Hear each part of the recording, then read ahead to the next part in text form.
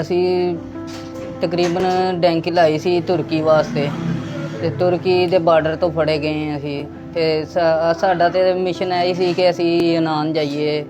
ਠੀਕ ਹੈ।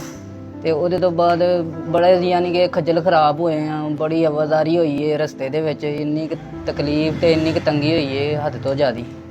ਸਾਨੂੰ ਚਣੇ ਦਿੱਤੇ ਗਏ ਸੀ ਖਾਣ ਵਾਸਤੇ ਤੇ ਸਫ਼ਰ ਵੀ ਉਹਨਾਂ ਨੇ ਕਿਹਾ ਸੀ ਬੜਾ ਅੱਛਾ ਹੋਏਗਾ, ਤਕਰੀਬਨ ਇੰਨਾ ਕਿ ਸਾਫ਼ ਸੁਥਰਾ ਸਫ਼ਰ ਹੋਏਗਾ, ਗੱਡੀ 'ਤੇ ਲੈ ਕੇ ਜਾਵਾਂਗੇ।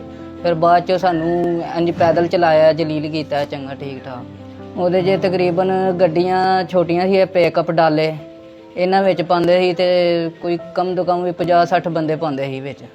ਉੱਥੇ ਸਾਡੇ ਨਾਲ ਫੌਜੀਆਂ ਨੇ ਸਾਨੂੰ ਫੜਿਆ ਸੀ ਤੇ ਉੱਥੇ ਸਾਨੂੰ ਘੰਟਾ ਇੱਕ ਗੋਡਿਆਂ ਉਹਨਾਂ ਨੇ ਕਿਹਾ ਸੀ ਗੋਡਿਆਂ ਭਾਰ ਬਹਿ ਜਾਓ, ਧੁੱਪੇ ਗੋਡਿਆਂ ਭਾਰ ਭਾਈ ਰੱਖਿਆ, ਯਾਨੀ ਕਿ ਬੜੀ ਜੀ ਉਹਨਾਂ ਨੇ ਤਕਲੀਫ ਦਿੱਤੀ। ਫਿਰ ਲਿਜਾ ਕੇ ਸਾਨੂੰ ਜੇਲੇ ਸੁੱਟ ਛੱਡਿਆ। ਇਹ ਬਿਲਕੁਲ ਸਹੀ ਹੈ ਤੇ ਮੈਂ ਤਾਂ ਇਹੀ ਕਹਿਣਾ ਕਿ ਕੋਈ ਵੀ ਡੈਂਕੀ ਨਾ ਲਾਵੇ।